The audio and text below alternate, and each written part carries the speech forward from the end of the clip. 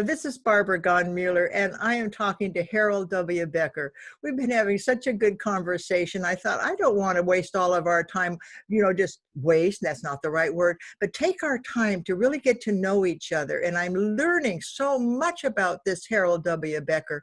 Do you know that in 2000, when we were so panicked, were we going to have computers? Were we going to be able to survive this changing of the guard from 1900s to 2000? We were all panicked, not Harold. Harold started the Love Foundation. The Love Foundation, and he today is the president of the Love Foundation. It's a global love group that allows us to love unconditionally. Every May 1st, and it's coming up to May 1st, he celebrates Global Love Day. And I hope that you will be able to join us every year, because I'm going to have him as a regular. And next year, I'm going to get him on much earlier so that he could be on May 1st. Welcome, Harold. A pleasure to be with you, Barbara. Thank you for having me. Harold is not only the founder of Global Love Day, he's an author. His book, it was called, what is your book? Why don't you tell me what the name of your book is? First one was Internal Power, 7 Doorways to Self-Discovery. The second one, Unconditional Love, An Unlimited Way of Being. And the third one is Unconditional Love Is. And then there's several other little, I call them the bathroom books, where you go and meditate on the ideas of unconditional love. There's a bit of a theme here on unconditional love, I'm noticing. But essentially, yeah. Tell me about that, unconditional love. My theory is that love not only makes you feel good, makes you feel glad you were born, but it also is kind of like a youth pill. All my friends who have fallen in love in their let's just say late 60s, like some of us, not you, Harold, me. And if you fall in love, it just gives you a good feeling. But I don't take that to the grocery store. So how can I have unconditional love as I walk this planet? Well, it's very interesting unfolding journey for me, because I come out of a family where I was free to pick and choose really what I wanted to pursue in life or how I wanted to believe. So I really didn't have a religious overlay or focus specifically. I grew up Lutheran, but through my budding youth, as I was going full-time through school and also working full-time, kind of on business and career and banking, I was also going to school, and I was noticing kind of the difference between theory and what was really practicing. And somewhere in that process, I came to a point where I just realized I was doing everything right, but I wasn't happy. So I embarked on a journey that said, okay, I'm going to set everything that I've done aside, and I'm going to go find out what that means. And in that exploration, just a whole bunch of different avenues opened up for me. And I remember one specific book, Religions of Man, for example, and I'd never really looked at religions. I'm obviously around us all the time. I picked up this book and I went through it, and it did a brilliant job of covering all the basic religions, the major 5 ones, and then some of the sub-religions that are not as well known. And once I was done with the book, I thought, well, this is really interesting. Everything that I read, there was always a master teacher or master teaching of love. And then everything else that came out as a religion really just came from the human aspect of trying to come back to that basic understanding. So when I put the book down, I thought, well, if every major teaching that has been around for eons, millennia, has been around love, why aren't we focusing on love? So that little light bulb in me said, I'm going to go figure what this means to me. And one of the things that I realized almost immediately was the basic purveyance of love as we know it. We use the word all the time in all kinds of ways. I love my house, I love my spouse, I love my career, I love this, that, and the other. But it's kind of almost like a throw-off word. But when you add unconditional to the unconditional love phrase, it starts to take on a very different meaning. And it was like the only reference we have out there is God, who, depending on how you view creators, creator source within, whatever, it was always then a kind of externalized. Only God could love unconditionally. Or, and I always thought this kind of funny, man's best friend, our dog, can love us unconditionally, but apparently nobody else. So God or dog, God, G-O-D or D-O-G, we get the unconditional love, and it made no practical sense. And I think this appealed to my rational side that says, there's got to be an understanding here. And once I started to look into it, I realized that love itself is a way of being. It really is beyond any kind of description. We can't prove it. We know it when we experience it. It's very tangible, and yet it's shall we say, invisible in that sense. So really, love, as we come to understand it more deeply, is a way of being. Well, if you add an unconditional, no conditions, no limits, to me, the definition I derived already back in the early 90s was unconditional love is an unlimited way of being. In other words, if we can be in this present moment and realize that all things are possible, that we're creating our reality, and that we're actually the source of love in any one moment, it's in this moment right now where I'm physically, emotionally, mentally, and spiritually connected where love resides. So if I'm here in this moment and I'm present, this is where love is. It's not something outside of me. It's actually something inside of me. And if I'm aware of it, I can then share it. And that Wow. became the basis of a very practical, pragmatic understanding that I've been sharing now for 3 decades, just because I think people have no sense of what it really is. And they're so busy running around outside, never realizing that it's right there inside them. Global Love Day, May 1st. I go back to my algebra. Love equals peace. That's how I feel. When you love, you bring peace with you wherever you go. You are listening to Peace Podcast, and Peace Podcast is dedicated to peace, healthy living, and happiness. And if you were to diagram all three of those, and you would go to the root of the cause of happiness, healthy living, and peace, what would you find, Harold? I would say find love. In fact, the idea for me is that when we're peaceful, that's how we tune into love. And when we're loving, that's how we are peaceful. So they're really just a natural symbiotic, intertwined yin yang kind of experience, because one begets the other. And it's funny because a lot of people historically have looked at peace as a very quiet, quiescent kind of energy, wherein from my perspective, peace is extraordinarily dynamic, because when you're peaceful, you're embodying the full potential of your power of love.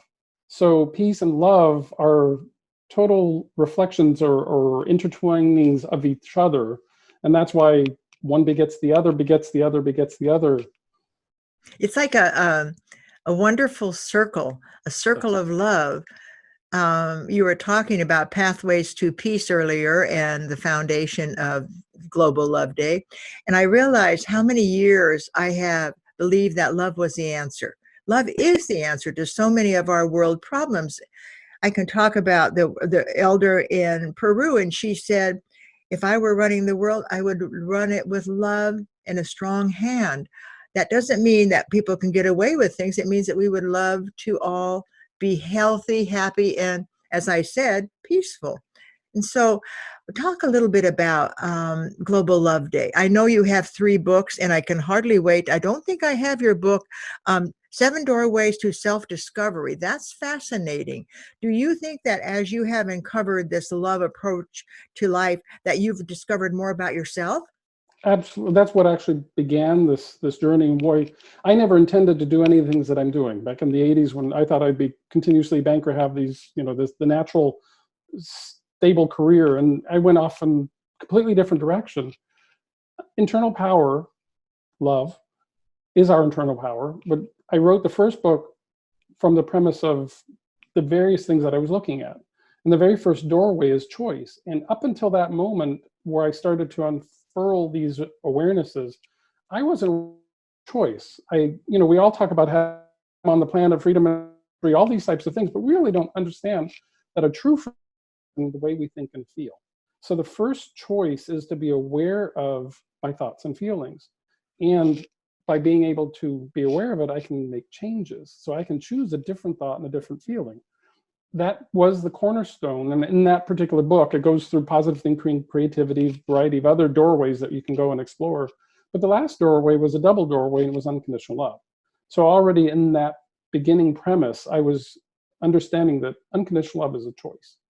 So I can, first and foremost, and this is the more interesting aspect we don't always talk about, first and foremost, where does it begin? Loving self. Because people don't realize that we are with ourselves from birth to death. And if we're not going to be our own best friend, we're never going to be best friend to anybody. So why not make ourselves our own best friend? Why not love ourselves? And that was kind of the beginning notion that I started to recognize myself, and I started to go ahead and do things that I wouldn't have necessarily done because I was self-critical or I would create limits. And I was quite the introvert. You wouldn't believe it these days, but back in the day, I was quite an introvert. And now it's not even by being an extrovert. I'm just me and I'm present. So that's what this all kind of unfolded into, in this idea that love is something that we can embody. It's how we empower ourselves. When we empower ourselves and we see the love inside ourselves, that's how we begin to recognize the love is possible and present in other people, even if they're not aware of it. And that's how we begin to make real positive change in our lives and in our communities and in our nations. Because until we acknowledge ourself and the other, we will not get anywhere, because so long as we create ourselves as separate, we are diabolically opposed to each other. Whereas when you come from a place of love, if I love myself enough, I'm going to look at other people from the eyes of love. Is it always easy? Not necessarily, because there are moments where there are things that happen in life you just have a reaction to. But my foundation, and interestingly enough, 10 years after I started this, we started the Love Foundation, my foundation is love. I start with a basis of love so I can always return to love. I start with a basis of I love myself unconditionally. So my basis point is place I can always come back to. So if I do veer off, I know where to go back to.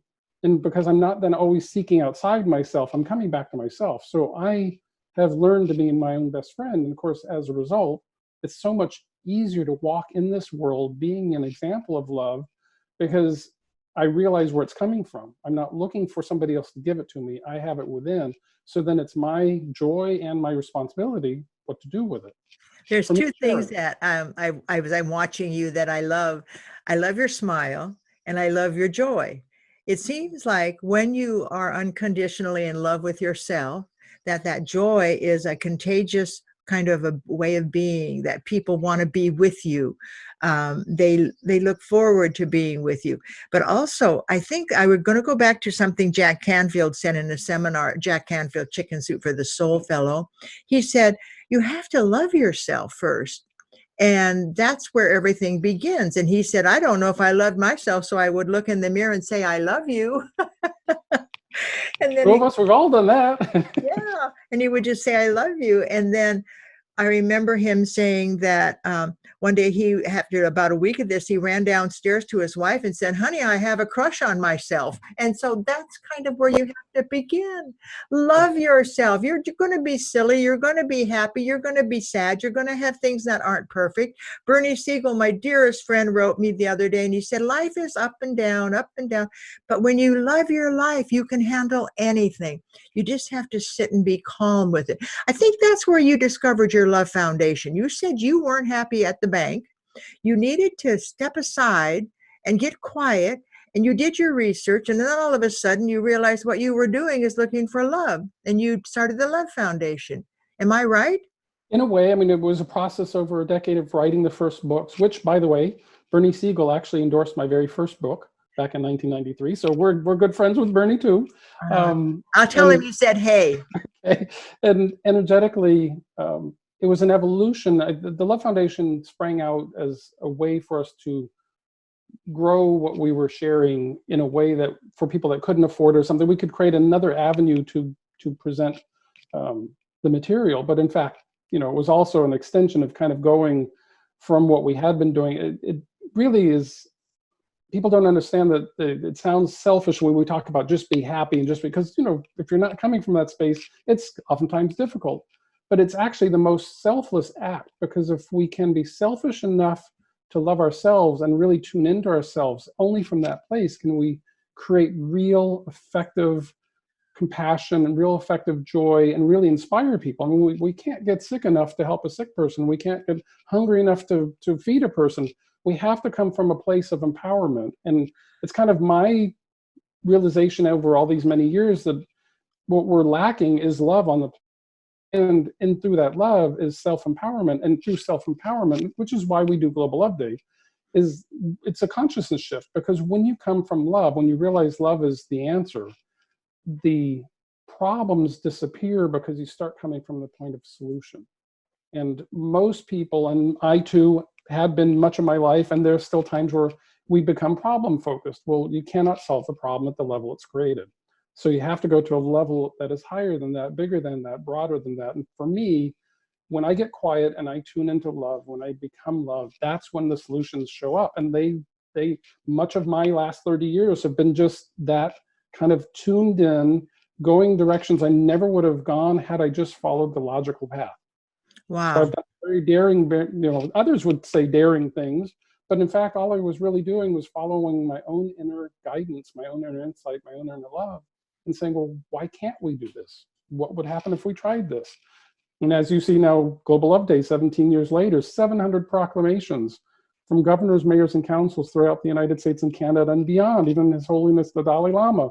I mean, it's like, that's not what I set out specifically to do, but as a course of the journey, these are the things that have appeared in my life.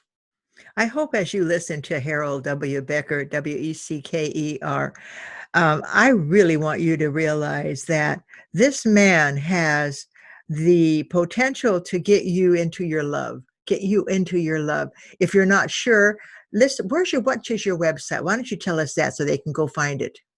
The Love Foundation, which is our nonprofit, is thelovefoundation.com. thelovefoundation.com. Okay. And then also internalinsights.com.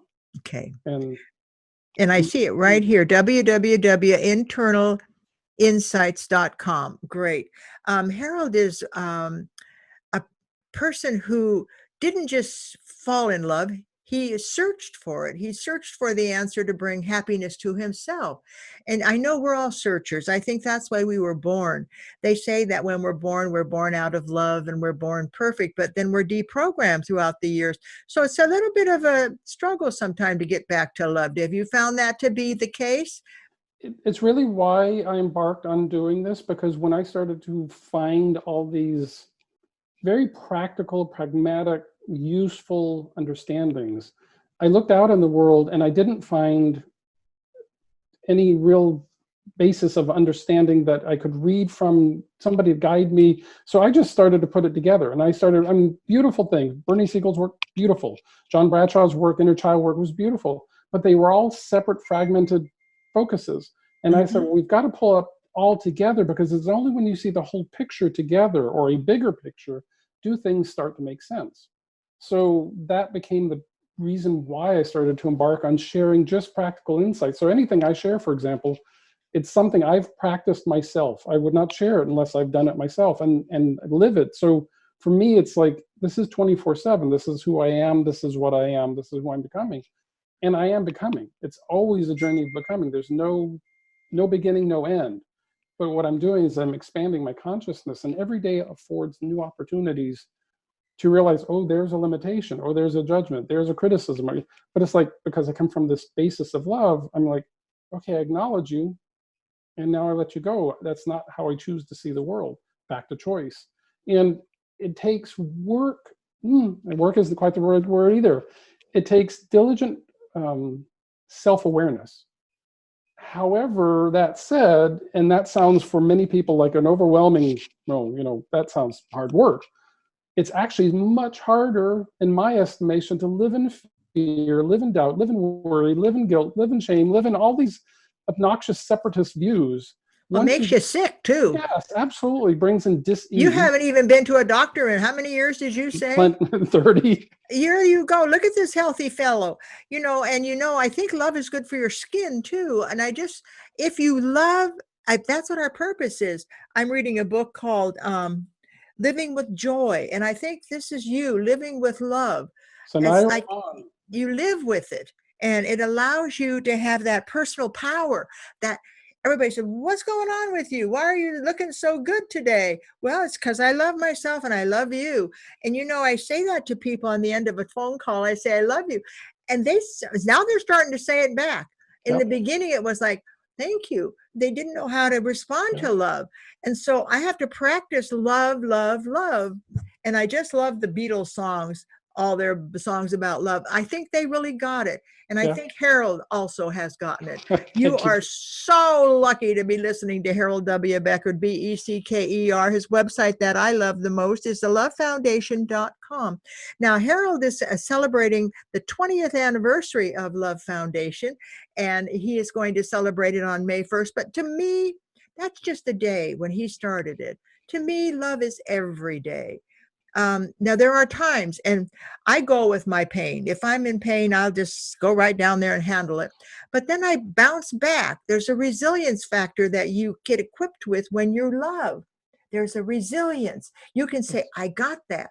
I can move on, or I can stay here, or I can settle this, or I can work with this. But it gives you options.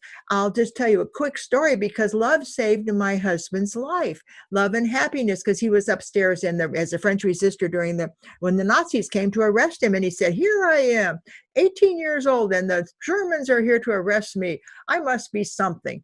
And he said, what could I do that the Germans would never expect? And this is from his book, Most of All They Taught Me Happiness. I could be in love with myself and happy, because when I am, I can think. So he put his cigarette, at that time he was smoking. I put a cigarette in his mouth, combed his hair on the other side, and he walked straight down to the Germans who were shaking his secretary. And he said, what's going on in this house? And she said, oh, they're looking for Louis Potterson, which was his assumed name.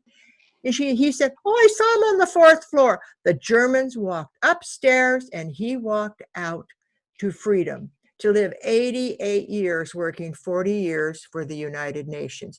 Now, I love the United Nations as we are celebrating its 75th anniversary this year, Harold. So I just put that in because I think love is the foundation for the United Nations. Love is a foundation for those 75 years, praying that peace is possible. And you know my algebra, peace and love equal each other. And Global Love Day, the vision with Global Love Day, we're celebrating our humanity. The whole idea is we're all in it together. We're all here. We all laugh. We all cry. We all share our joy. We all have our own down moments. And if we can come back to that just timeless universal truth and see that recognition of each other, no matter what shape, size, color, whatever we come in, then we're connecting with love. And that's how the universe truly operates. Nature knows it. The solar system knows it. The cosmos knows it. Why we humans have forgotten it, I don't know, but that's why individuals like you and I are That saying, is so profound.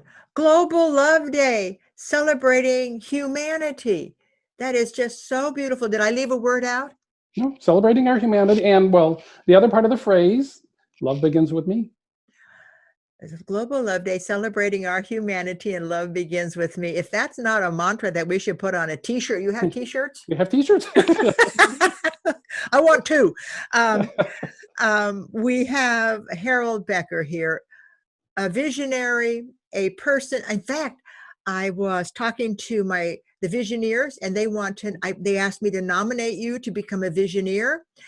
You would be up there with Robert Mueller and Douglas Roach and some Olympians. May I do that? Absolutely, I appreciate Oh, it. thank you. I'm going to I call am them. just ultimately a fellow human, so however you're Well, the inspired. Visioneers believe that if we have a central portal that we can all go to if we want to look for anything, and we have some mentors like yourself that will give us the ways to bring that peace, healthy living, and happiness, then we can do that. Well, I just want to thank you again, Harold, for giving me this time, for being a visionary, and for realizing that love really is the way. It is, always has been, always will be. And for me, it ended the pursuit of looking outside myself, and it began the joy of the adventure of being on this planet. Wow. I'm Barbara Gahn Mueller. There's not much I can say after that. That is just the most beautiful statement. Global Love Day is May 1st, but I want every day to be your Global Love Day, bringing humanity into what we think is going to be the solution to many of our problems today, that love that we all need. You know, we're at a point now in this COVID-19 when we have some time. This is time for you to maybe talk to your friends, talk to your neighbors about how you love them. And I hope we have a new normal after this COVID-19. Dare I say, even maybe talk to ourselves is the beginning point. That's beautiful. Thank you, Harold, for being on today. It's I'm been an Barbara absolute Gunn. pleasure. Oh, it's my pleasure. I'm Barbara Gunn Mueller thanking you. Watch this program with some friends. Have them tune in to Peace Podcast. All of you watch it at the same time from your sheltered home or from wherever you are, and have a conversation about how can you bring more love into your life, more love into your family, and more love on planet Earth. Thank you for joining us. Bye-bye for now.